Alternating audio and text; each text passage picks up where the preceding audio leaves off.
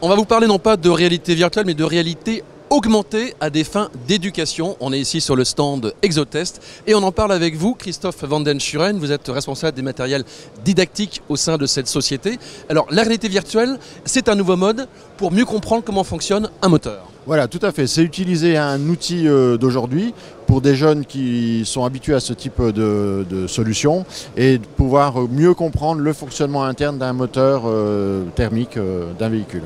Ce n'est pas un jeu, mais en tout cas, ça rend vraiment très très bien. Voilà, ce n'est pas un jeu, mais ça amène un peu d'un côté ludique à un système qui est plutôt hermétique, puisque un bloc moteur c'est quand même relativement compact et peu ouvert. Et ça permet vraiment aux jeunes de bien s'immerger dans l'environnement du moteur et de bien comprendre tous ces aspects.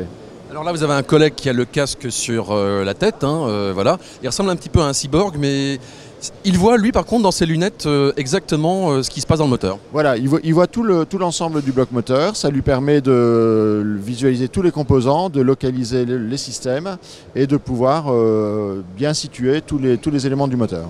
Et là, on le voit ici sur l'écran, donc le moteur semble flotter et donc on peut aller à l'intérieur et voir les différents organes.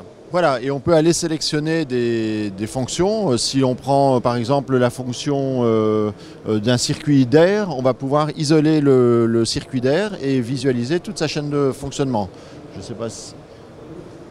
Et donc ça, c'est le résultat d'un partenariat avec Volvo. Alors voilà, donc on a travaillé vraiment avec Volvo. L'objectif, c'est de pouvoir former des techniciens, toute la filière en tension en termes d'emploi. Et le fait de former plus à fond les techniciens, ça permet d'avoir un vivier de personnes qualifiées. Et c'était vraiment l'objectif. Et là, Volvo a vraiment joué le jeu et nous a donné toutes les informations.